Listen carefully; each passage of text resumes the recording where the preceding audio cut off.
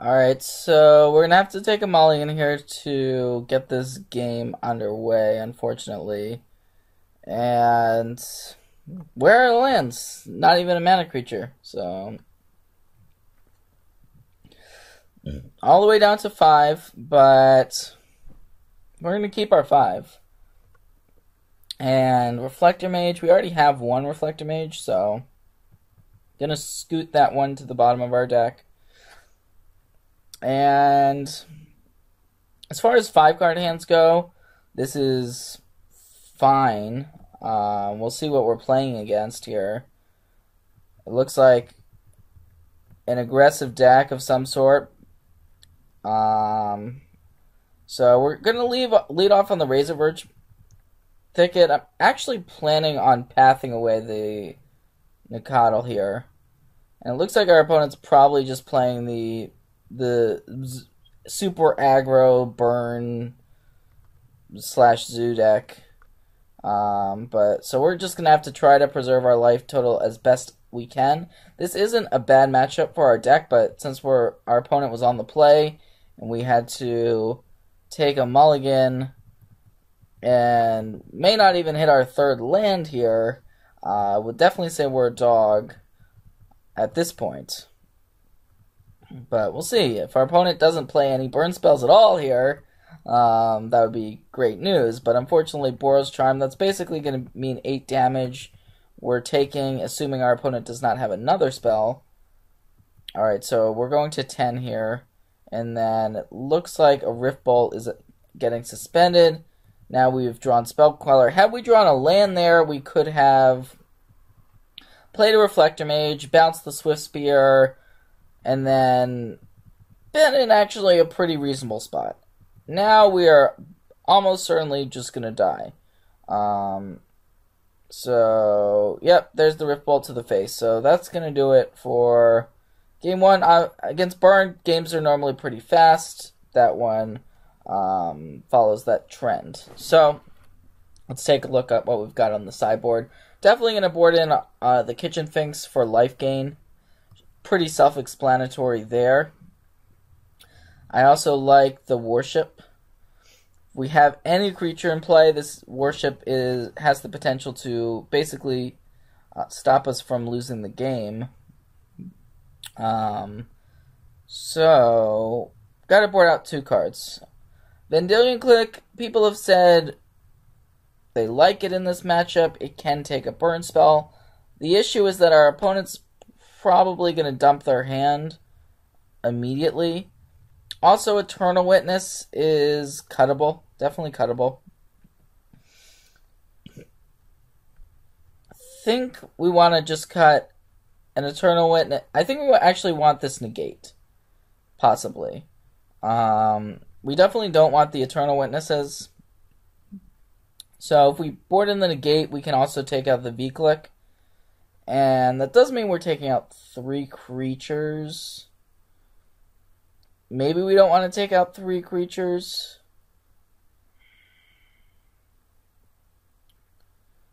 Alright, I guess we'll go with the V-Click instead of the negate. Just to keep our company hits at their maximum. And not at their maximum, but keep company hits in our deck. Okay, so this hand is an interesting one because we have a great card in the matchup in Finks. We don't have a green source at the moment, so we would basically just need to draw 1 land. Alright, gonna keep it. We're on the play. Think our chances of hitting a land are higher than not. If we do hit a land, we can cast our Kitchen Finks, cast our Spell Queller, and think that should be good against most of our opponent's draws. We also have a Collected Company in hand. So, alright, here's a Grim Lavamancer. And we drew a path, so we can actually just path away the Lavamancer. But I'm going to pass back, not giving our opponent that immediate extra land here. And it looks like our opponent is just going to cast a Lava Spike. So now we can path away the Lavamancer. Alright. We're gonna take the 2 from the Grim here. We could have main phased the path, but then our opponent's gonna have 3 lands on their turn, so I think it's pretty close. Also, if we just get the Finks into play, should be in a good spot. So we drew the land, and just gonna jam the Kitchen Finks here. Feeling pretty good about our chances this game.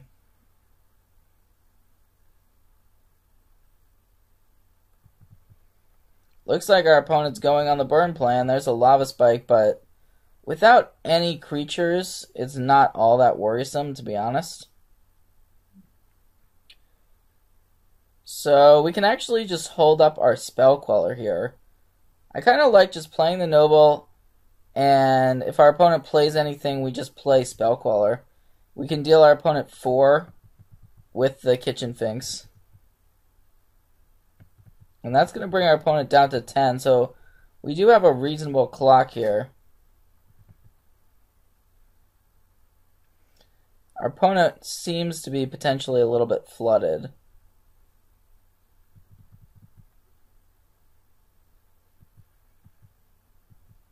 We don't even need to crack our fetch. We don't need to really do anything.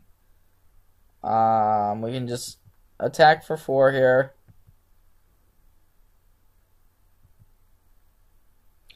And we can put our Goyf into play. So now we're going to kill our opponent next turn. And we don't really need to even cast the Spell Queller.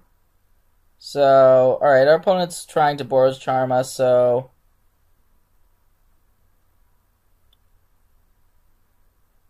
we could counter this, although if our opponent has a Searing Blaze, they'd be able to blaze away the Spell Queller, so we can just take it.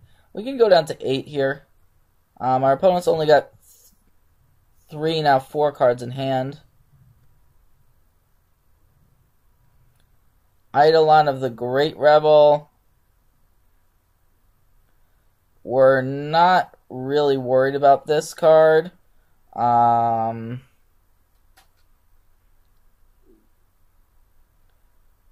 So I think we probably want to just let this resolve. Yeah, we're just going to let it resolve. It seems to be the Eidolon is just going to be used as a chump blocker here. I don't really see it doing anything else. So our opponent's probably just going to chump the Goyf, I would think.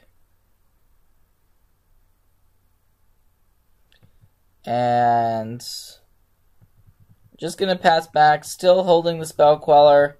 Now we actually don't even need to crack the Windswept Heath in order to cast it, and that's going to be the game. So, yep, the path took out the Lavamancer, and then our opponent, we drew the land, and that was pretty much it. So, thinking about how that game went out, we probably just want the negate. Vendilion Click. Yeah, Vendilion Click just seems a little bit slow here. We could board in Reclamation Sage for Eidolon, since we're on the draw. And I actually don't hate it. Since we're on the draw, Eidolon is a lot harder for us to deal with. And we don't really need these Tireless Trackers that much. They're definitely good cards, but it's kind of just a race for the most part, so yep, fine with this.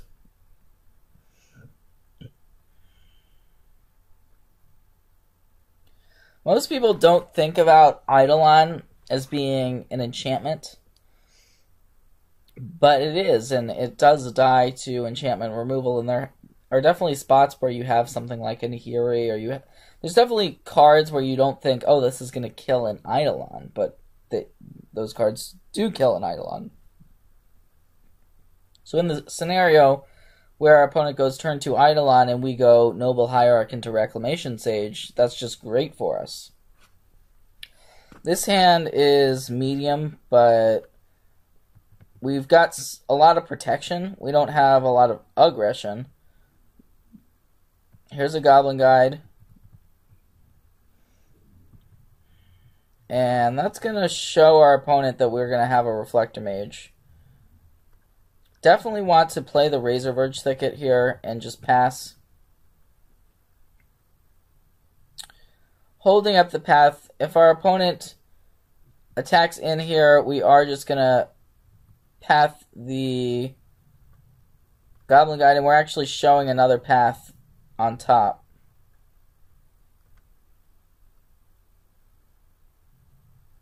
So normally one Spell's Guide is really where you want to be in this matchup. Unfortunately, we've drawn 2, which, you know, it happens. And it would have been nice to have revealed a land off of one of those Goblin Guide triggers. Looks like our opponent's going to start maybe with an Atarka's Command, maybe Lightning Bolt, so we're definitely racing against our opponent's hand, and if our opponent's hand is just a bunch of burn spells, that's not going to bode well at all.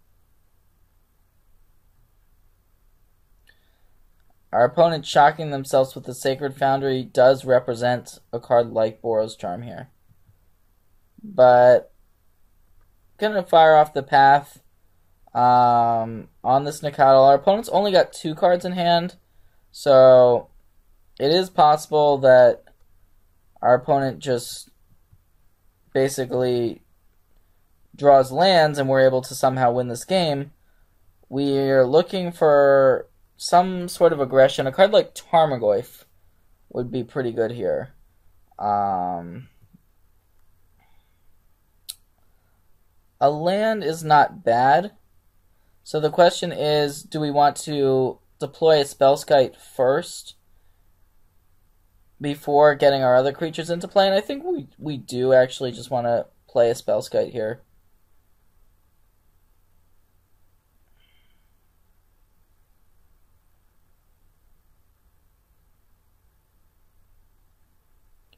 Spellskite means that a card like Rift Bolt or Lightning Bolt, we can redirect to it. And even if we're tapped out, it's still 1 less damage that we're taking.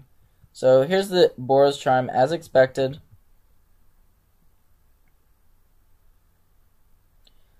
Reflector Mage isn't the best clock, to be honest, but you gotta do what you gotta do, and it may be that that's gonna be our creature beatdown card of choice.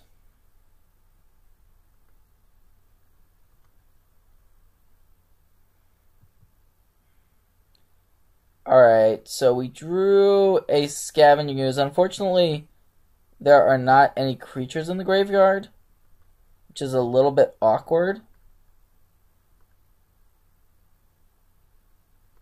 So I'm fine with just playing out a Reflector Mage here.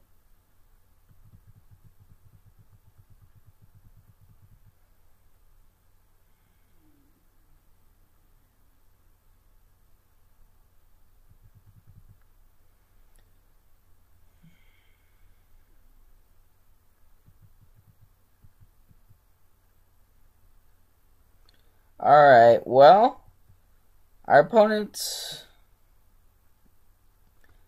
isn't doing much, but that's still kind of scary. So I'm going to play out the Ooze here, I think. That way we have a blue mana available to redirect a spell to Spellskite.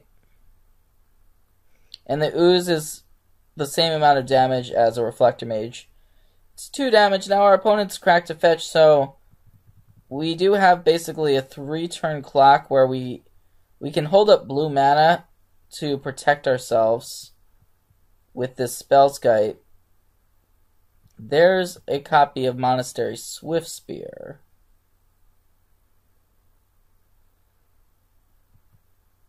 So I'm inclined to just untap here. And our draw was another copy of Scavenging Ooze. So,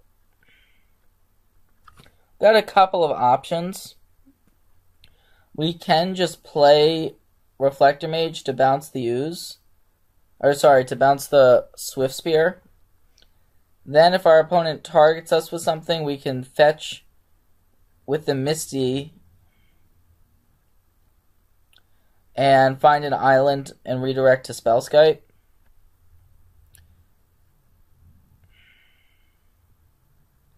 Yeah, I think that's probably our best option, just to get this Reflector Mage onto the table.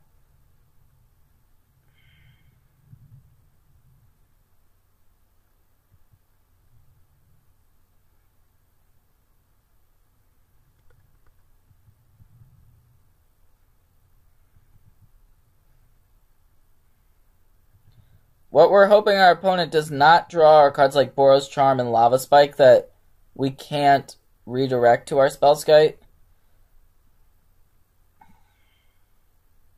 But there aren't that many of those types of cards in the burn deck. So I think we're definitely favored in this spot. If our opponent had the ability to kill us, it would have already happened at this point.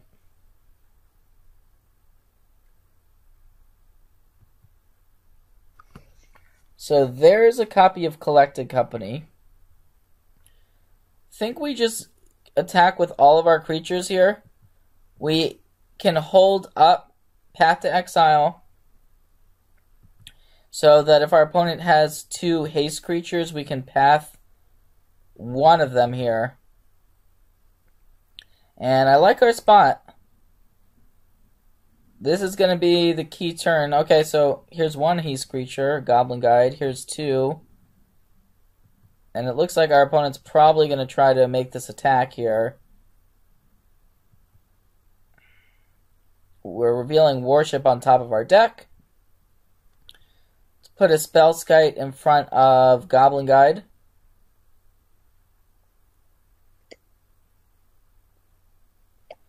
And this path is going to be able to take care of the Swiftspear. Okay, so it looks like an Atarka's Command, which we can't redirect, but we can respond with the path, and this should just be game over here.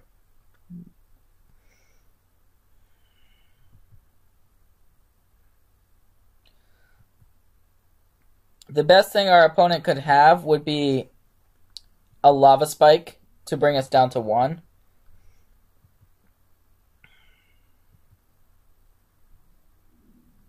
And that's going to be the match.